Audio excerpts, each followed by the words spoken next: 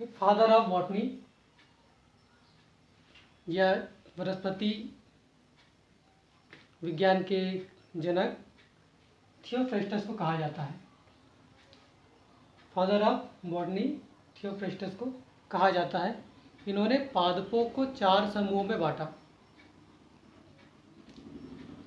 वृक्ष, झाड़ी, छोटी झाड़ी और शाख, उनके आकारिकी आधार पर इन्होंने ट्रीज, श्रब, अंडरसर्ब और हर्ब्स ग्रुप में डिवाइड किया इन्होंने।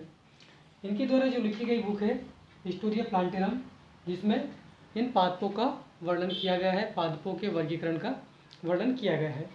हम चर्चा करते हैं द्विजगत वर्गीकरण के बारे में। द्विजगत वर्गीकरण कैरोलस लिनियस के द्वारा दिया गया है। आपने उनका नाम सुना होगा, कैरोलस लिनियस का, जिन्हें हम फादर ऑफ टेक्सोनॉमी कहते हैं। तो द्विजगत वर्गीकरण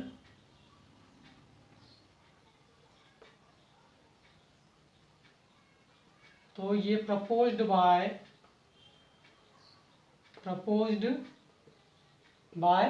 कैरोलस लिनियस।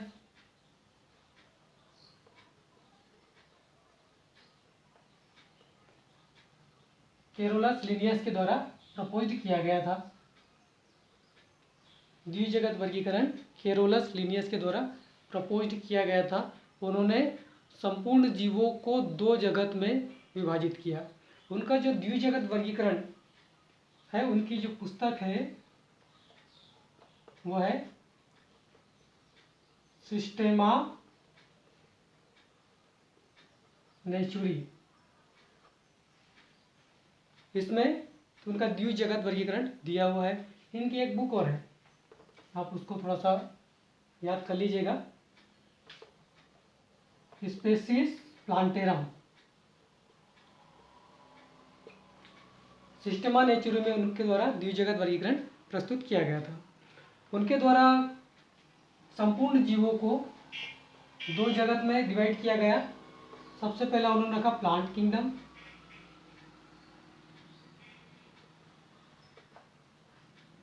प्लांट किंगडम में सभी क्लोरोफिल युक्त और सेल वॉल वाले जीवों को रखा उन्होंने। क्लोरोफिल युक्त और सेल वॉल वाले जीवों को उन्होंने प्लांट किंगडम में रखा। और सेकंड बनाया एनिमल किंगडम।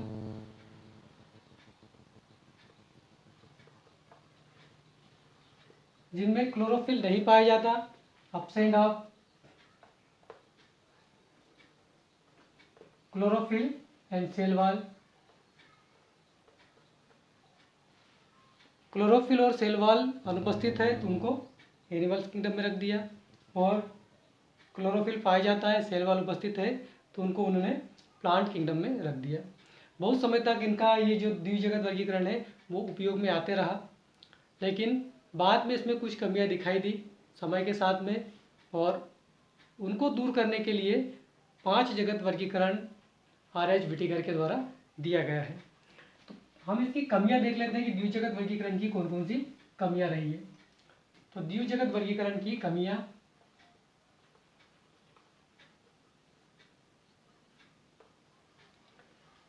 द्विजगत वर्गीकरण में इनके द्वारा यूनिसेलुलर एंड मल्टीसेलुलर ऑर्गेनिज्म को साथ में ग्रुपिंग कर दी।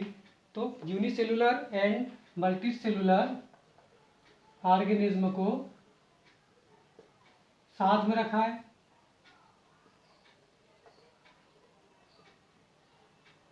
ये इसकी कमी रही। यूनिसेलुलर और मल्टीसेलुलर ऑर्गेनिज्म को इनकी ग्रुपिंग साथ में कर दी गई इन्होंने। इसके साथ में सेकंड ड्रॉबैक इनका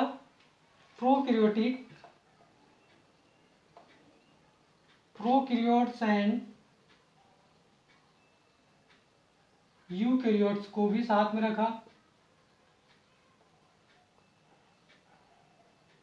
मतलब इस गुण का उन्होंने ध्यान नहीं दिया। ये प्रोकैरियोट्स या यूकैरियोट्स है, उनको साथ में ग्रुपिंग कर दी। साथ ही इन्होंने क्या किया, जो फंगस है, फंजाई है, फंजाई एंड प्लांट्स, इनको भी साथ में रख दिया। फंजाई एंड प्लांट्स को साथ साथ रखा।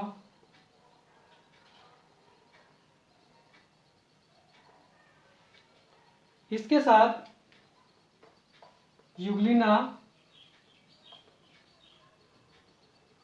एंड क्लेमाइडोमोनास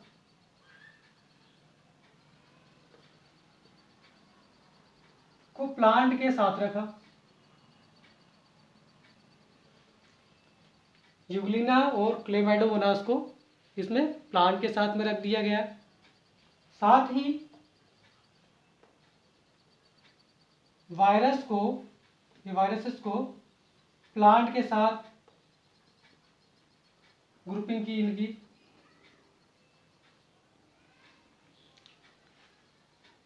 इसके बाद लाइकेन, जानते हो लाइकेन आप, फंगस और एल्गा मिलकर बनाते हैं, तो लाइकेन्स को भी इन्होंने प्लांट के साथ रखा। ये ड्रॉबैक रहे, ये फीचर हमको अभी पूरी तरह से एकदम अपोजिट दिखाई दे रहे हैं। यूनिसेलुलर एंड मल्टीसेलुलर अलग अलग लेकिन साथ में रखे हुए थे द्विजगत वर्गीकरण में। उसी प्रकार से प्रोकैरियोटिक और यूकैरियोटिक को साथ में रखा गया। फंगस और प्लांट्स, फंगस जो होगा वो उसमें प्रकाश संश्लेषण नहीं होता है, वो ऑटोट्रॉफ्स नहीं है, लेकिन प्लांट के साथ उनको रख दिया गया है जो कि ऑटोट्रॉफ्स है। यूग्लिना और क्लेमाइडोमोनास को भी साथ साथ रख दिया गया है। इसके बाद में वायरस को प्लांट के साथ में रख दिया। यहाँ रखने का कोई औचित्य उसका नहीं जा रहा है। लाइकेंस को भी